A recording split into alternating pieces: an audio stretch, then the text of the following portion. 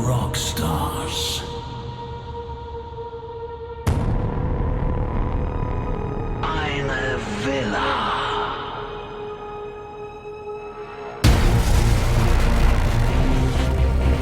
Ein waghalsiges Experiment. Die Rockstar Villa.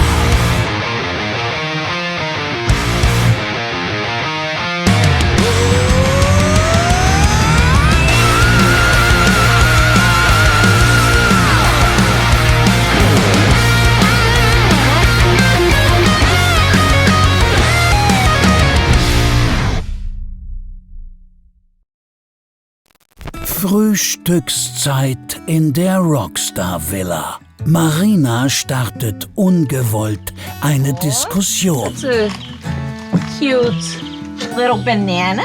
Small banana.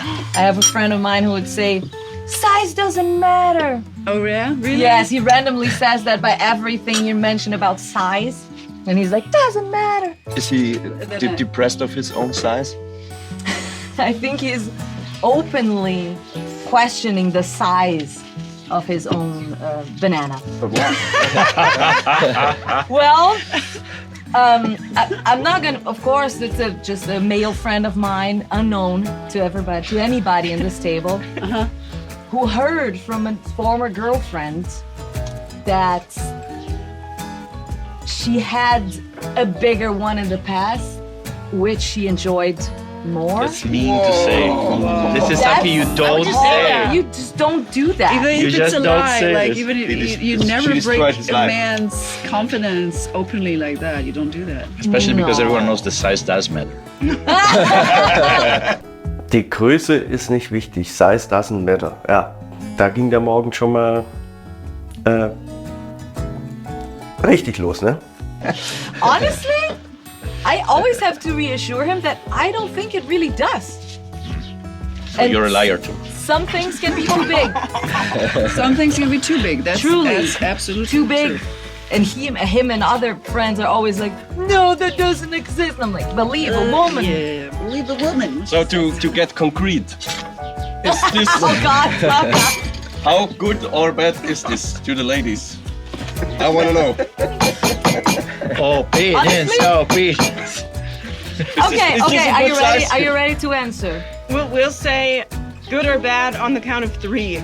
Okay. 1, 2, 3, medium. Three women, three answers. I didn't know that medium was a well. No, she said they both said bad. Oh, not so bad. And I You said medium. medium. So 2 against 1, this is a bad size.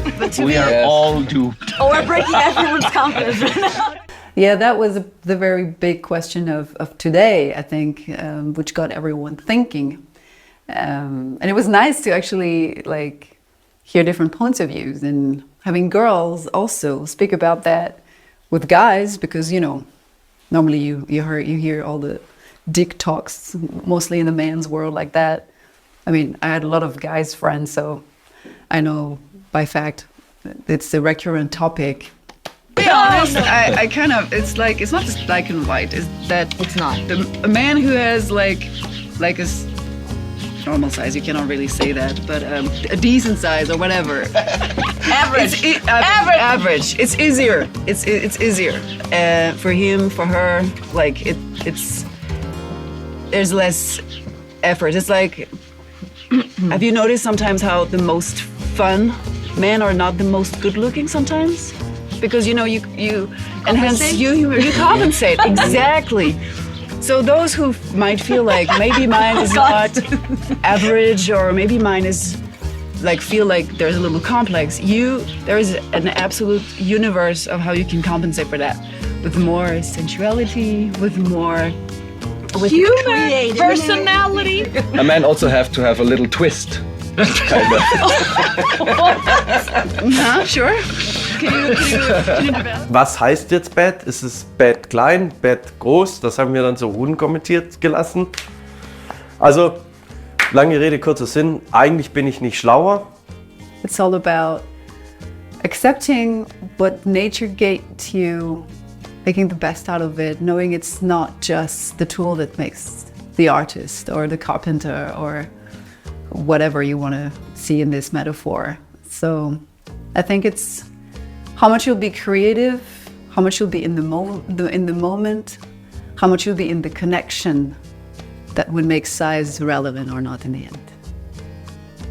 Sagen wir es mal so, die 3 Exemplare, die heute das Gespräch geführt haben, haben ihre These Lügen gestraft. Apparently, it looks like everyone lies.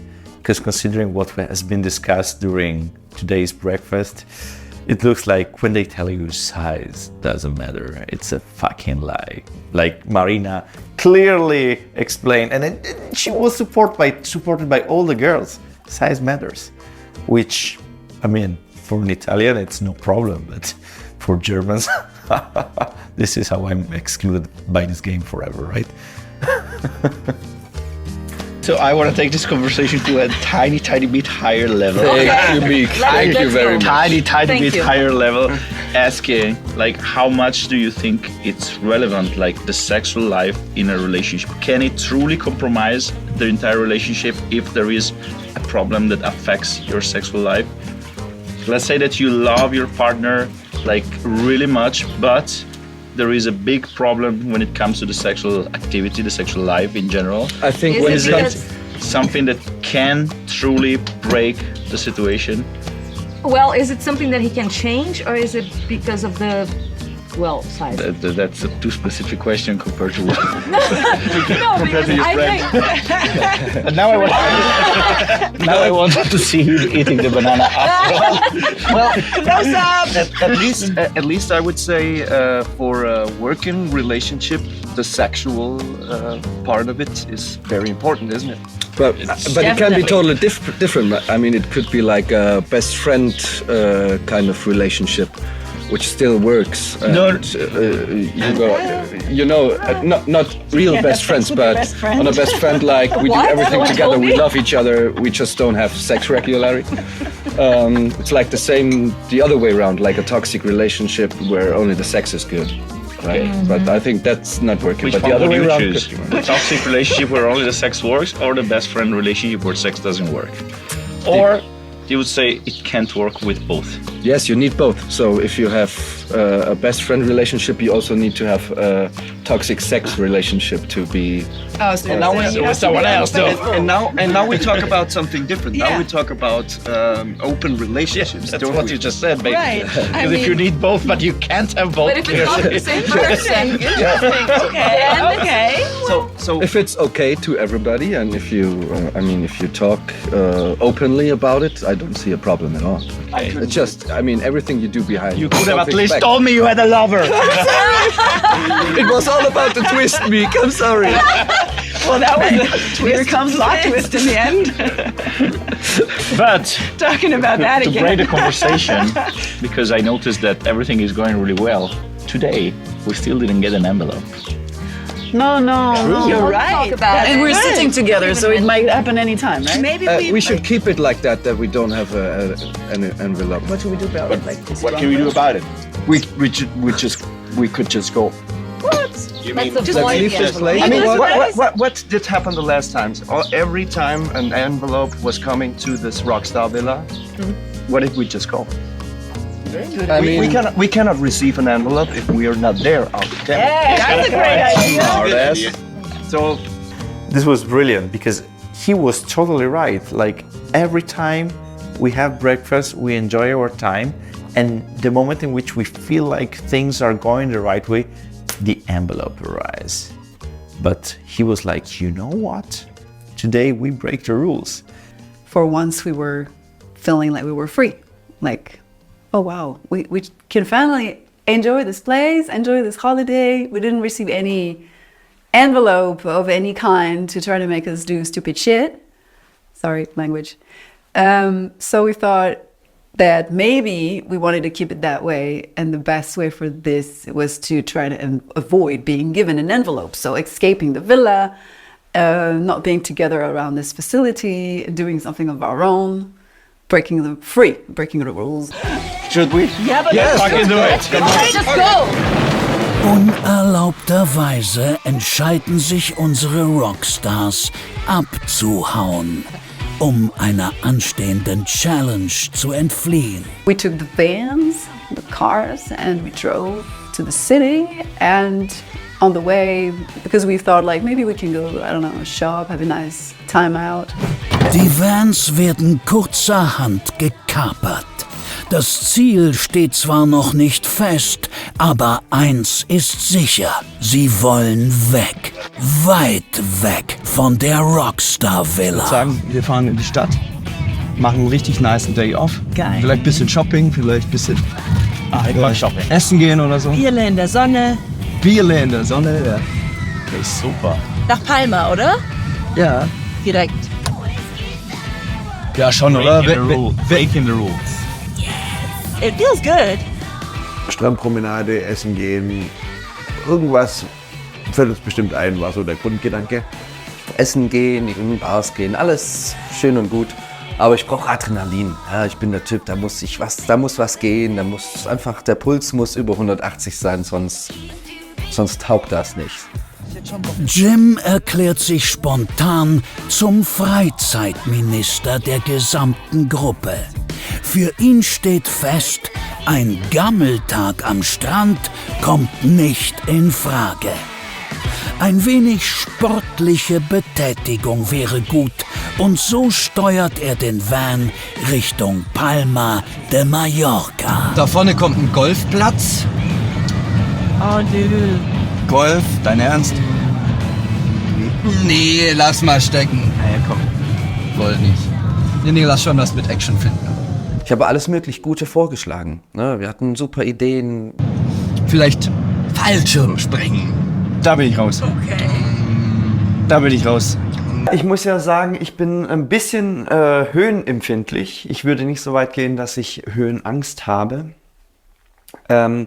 Aber irgendwie, also wenn ich nur an einem Seil hänge und in die Tiefe springen würde, das würde mir schon Unbehagen bereiten. Und deswegen kommt für mich sowas wie Bungee-Jumping oder Fallschirmspringen einfach erstmal nicht in Frage. My heart is in Havana, my heart is in Havana, Havana, na. Hai-Tauchen war eine der Sachen, ne? Jetzt mal ernsthaft, weiße Haie gibt's nicht im Mittelmeer, oder? Weiß nicht, warum nicht? Ist denn das nicht zu warm hier? Nee, das Quatsch nicht. Ehrlich gesagt, ja. Ich will's ehrlich gesagt nicht wissen. Okay, ich will nicht Haie tauchen. Okay, also auch nicht Hai tauchen. Nee. Alter, da vorne. Quad Offroad Tours. Ja, Mann, mega. Quad-Tour, das machen wir. Das wird bestimmt allen Bock machen. Das Wetter ist perfekt. Mega. Wow. Yeah? Yeah? Look there. Yeah? Let's go. Okay, let's stop here. Oh, let's go quads. And it just felt like the perfect idea for a day off, you know, a little adventure. Da waren auch alle total begeistert. Ich weiß jetzt nicht, warum Leute Spaß dran haben, so ein Offroad, whatever zu machen. Ich finde es einfach nur anstrengend. Gespaltene Meinungen bei unseren Rockstars. Doch die Demokratie siegt. Und so entscheiden sich die 8, Quads zu mieten für eine Offroad-Tour. Voll geil. So ist das. Meinst du, die lässt uns fahren? Das ist eine richtig geile Idee. Mit einer musikalisch adäquaten Begrüßung werden unsere Rockstars von den Tourguides eingewiesen. Nachdem dann endlich klar ist, wer fahren wird und wer Beifahrer ist, kann es losgehen. Helme auf und ab auf die Quads. Like every Kiss of Dynamite song applies to whatever we're doing today. Dein Wunsch ist uns Befehl. So beginnt die Quad-Tour als gemütliche Sonntagsfahrt auf asphaltierten Straßen im Sonnenschein.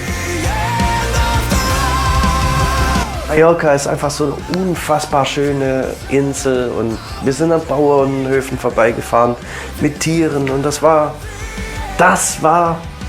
also besser hätte es nicht sein können. Der Weg führt raus aus Palma. Aus Straßen werden Feldwege und es wird gebirgiger. Ich habe es zum ersten Mal gemacht und war mega begeistert. Ich muss aber an der Stelle auch dazu sagen, also mir hat der Streckenabschnitt immer ganz gut gefallen, wo man auf glatten Straßen, also weißt du, überhaupt nicht Gelände ist. Und dann ist es auch schon Zeit für eine erste kleine Verschnaufpause, um den Blick zu genießen. Maximal geil. Unfassbar schön, wirklich. Die ganzen Bauernhöfe und sowas. Guck dir mal diese Kulisse. Flugzeuge, die über unseren Köpfen gelandet sind, hast du das gesehen? Die sind ja mehr oder weniger hier direkt, wir sind an der Landebahn entlang. Kommst du auf diesen Blick klar, wie der Nebel vor dem Gebirge da noch so über Palma reinzieht? Doch der gemütliche Teil ist vorbei. Es wird ruckeliger auf der Offroad-Strecke. Ich war mit Michele auf dem Quad und ich bin einfach überall geflogen fast und ich habe mich versucht, so fest ranzuhalten. Die ganze Zeit einfach nur gebockelt, weißt du, das fand ich unangenehm. Oh, wir hätten ja schon fast so etwas wie Mitleid, wenn ihr euch das nicht selbst eingebrockt hättet. Doch des einen Leid ist des anderen Freud. Der Rest der Gruppe scheint es zu genießen, mit den Quads über Drecklöcher, Pfützen und Geröll zu steuern.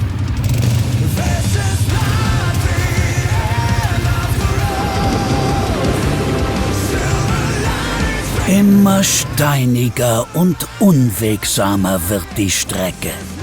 Unsere Rockstars werden gehörig durchgeschüttelt und so langsam aber sicher zeichnet sich ab, wer Freund oder Feind der Tour ist. Insgesamt war die Quad-Tour echt interessant, weil auch so manche Hüllen so ein bisschen gefallen sind. Also jeder wahrt ja so ein bisschen sein Pokerface innerhalb der Rockstar-Villa. Ich glaube, keiner will so richtig aus sich rausgehen und zeigen, wie er richtig tickt. So.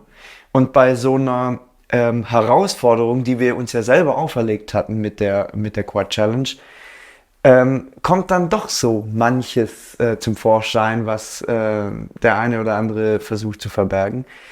Zum Beispiel hatte ich bei Ande nicht den Eindruck, dass er das enjoyt, wenn er da so richtig bam, bam, bam, bam über heftige Hügel ballert. Der ist eher so der Sonntagsfahrer, so scheint es mir irgendwie, der gerne lieber mal so links guckt und rechts guckt. Das war dann echt richtig cool. Also es hat richtig Bock gemacht. Ich glaube, es ging nicht jedem in der Gruppe gleich. Also ist jetzt nicht das, was ich mir jetzt persönlich aussuchen würde. Ich fand da die entspanntere Fahrt, wo man ein bisschen gucken konnte, deutlich schöner. Das ist wie beim Sex, ne? Die einen wollen es halt schön entspannt, die anderen ein bisschen was auch immer.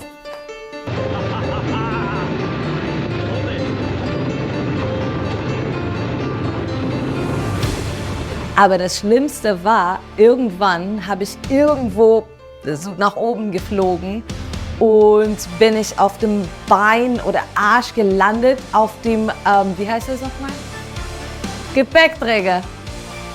Also ich bin auf dem Gepäckträger gelandet, ganz hart und es hat einfach super wehgetan. Und dann ist es Marina wirklich zu viel. Stopp! Stop. I slammed my leg so hard on the back of the thing. I think it must be a ginormous bruise of blood. Shit. It's in there. It's so... It hurts like fuck. Kannst du weitermachen? Ich weiß es nicht, ob ich weitermachen kann. Ich kann nicht weitermachen. Ich kann das nicht. Ich frage sie, was ist los? Wieso, warum? Echt so schlimm, oder? Das ist wirklich schlimm. Wenn man hinten sitzt, ist es echt richtig assi. Mir tut's hier auch voll weh. Das wird ist richtig echt hart. Ich hab diese Beine. Ich war direkt im Quad hinter ihr und ich habe sie nur hinter Meek so auf und ab bouncen sehen. Und das hat ausgesehen, wir haben uns bepisst. Ich finde, Lenken Ich laufe ist gerade zurück, super schwer. ohne Das Witz. lenkt Also, in eine Richtung. Nee, ich bin Geil, aber es tut schon echt sau weh. Ich hätte mit ihrem Steißbein nicht tauschen wollen. This is a real workout. But it's more than a workout. It's fucking painful. I mean, painful from a workout is fine. I'm getting bruises. Es hat so weh getan. Ich kann jetzt nicht so richtig sitzen.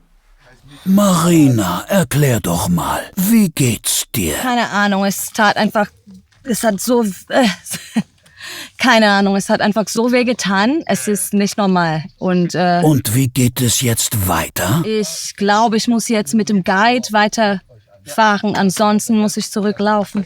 Denkst du, mit dem Guide wird es besser? Also, der Plan ist, der steht die ganze Zeit und dann habe ich mehr Sitzplatz für mich unten. Klingt gut. Und ich hoffe, das wird schon, weil, Alter, ist schon bruised, for sure. Du schaffst das schon. Ah, danke. Marina fasst sich ein Herz und mit neuem Mut kann die wilde Fahrt weitergehen. Die Strecke führt Richtung Südosten, mitten über den Berg von Puntiro, durch Pinienwälder, vorbei an verlassenen Bauernhöfen und über jede Menge Gestein. In der Tat sind die Gedanken unserer Rockstars ganz im Hier und Jetzt. Immer weiter bergauf führt die Fahrt und verlangt den Acht alle Aufmerksamkeit und Konzentration ab. Marina, die mittlerweile in der sicheren Obhut des Tourguides ist, hat dennoch keine schöne Zeit. Sie wäre sicher lieber zu Hause geblieben. Ich muss sagen, es ist auch nicht immer einfach mit dem ganzen Stress, was sonst im Alltag auf einen wartet. Ich meine, Hannes mit Kissin' Dynamite, ich mit Exit Eden, League of Distortion. Es gibt einfach echt viel zu tun und es war einfach schön, dass wir auch so ein bisschen Zeit füreinander hatten, dieses Abenteuer zusammen erleben konnten. War heute einfach schön. Es hatte so einen ganz kleinen Touch von Urlaub heute und das war einfach richtig schön. An einem herrlichen Aussichtspunkt auf der Gebirgskette machen die Rockstars Rast. Klar, die Sonne von Malle ist krass, das muss man sagen. Ich habe keine besonders empfindliche Haut, muss ich ja sagen, dankbarerweise, aber die ballert schon nochmal ein. Ich kann nicht mal meine Flasche halten. Es tut mir alles weh. Und was macht dein Arsch? Mein Arsch tut noch weh. Ja. Ja, es ist besser geworden, weil ich meinen Arsch nicht mehr gegen dem Dingbums da. Bin ich eigentlich der Einzige, der dreckig ist? Ihr seid alle sauber. Ja, wir sind sauber. You didn't lift your feet. No, I was driving like a freak. Yeah! Das ist nicht richtig. With the pedal to the Wir sind besser erfahren. Last time crazy, okay? What? Last time, is the water on the one again? Yeah, it's the okay. last time, Yeah, you said. yeah, No. time, yeah. It's the last time, in the morning. Ah, okay. Yes, okay. Ich habe immer gut verstanden. Was bedeutet das von dir?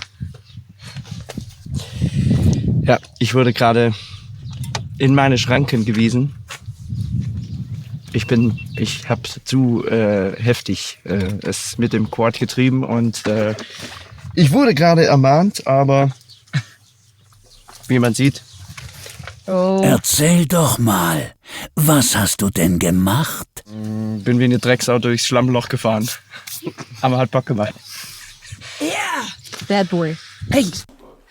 Also, Quad-Tour war für mich einfach scheiße, aber die Pause mit mehr fand ich einfach sehr, sehr schön. Es hat sich gelohnt auf jeden Fall, muss ich sagen. Die Abmahnung ist schnell vergessen und unsere Reisegruppe kommt am wohl schönsten Aussichtspunkt der ganzen Insel an, am Paseo Sonveri.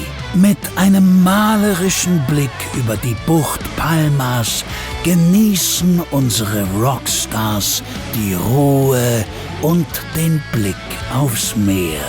Jeglicher Stress der Challenges in den vergangenen Tagen ist vergessen. Is there a toilet around here?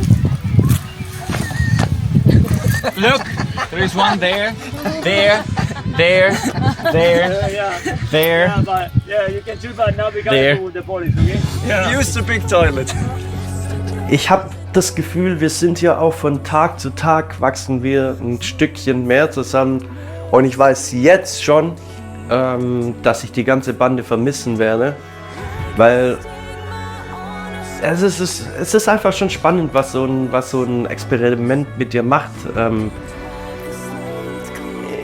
Ich wohne ja eigentlich alleine und auf einmal wirst du da in ein Haus geschmissen zusammen mit vielen, vielen anderen Menschen. Aber das ist super, es fühlt sich super unkompliziert an und es fühlt sich an, als ob wir immer so gewohnt hätten. Also 0 Berührungspunkte und wenn du mich jetzt fragen würdest, würde ich sagen, ich könnte mit diesen Menschen auch zusammenziehen. Mit jedem Einzelnen und auch genau in der Gruppe, in der Konstellation, in diesem Haus. Finde alles top. Dann werden wir wohl in den nächsten Tagen die Schrauben etwas anziehen müssen. Wir wollen ja nicht, dass das hier ein Kuschelausflug wird. Apropos Ausflug. Auch der schönste Freizeittag findet irgendwann sein Ende. Unsere Rockstars sind zurück an der Mietstation, aufgetankt mit den Erlebnissen des Tages. Sind Italiener schlechter Fahrer? Das ist eine gute Frage. Am Anfang habe ich gedacht, es liegt am Track, also weil es zu bumpy war. Aber danach bin ich mit dem Tourguide gefahren und habe ich die Antwort bekommen. Vielleicht doch.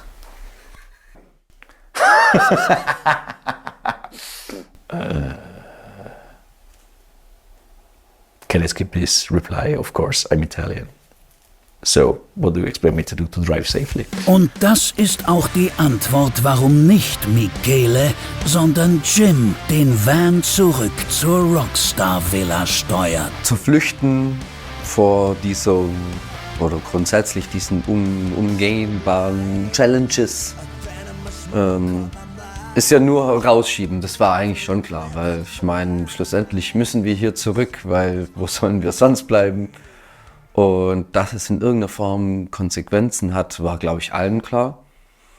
Die Spielmacherin ist not amused und steht bereits in der Einfahrt. What's going on here? Finally me. She looks kind of pissed. She is pissed. Das werdet ihr noch bitter bereuen.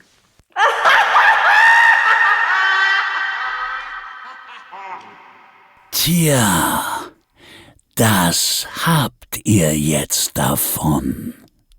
Boah, nach Hause zu kommen und die Spielmacherin steht da mit wirklich Stone Face. Ne? Also das war nicht in Worte zu fassen. Dieser Blick, das war die pure Angepisstheit in Person. Heute hatte sie dieses Funkeln in den Augen.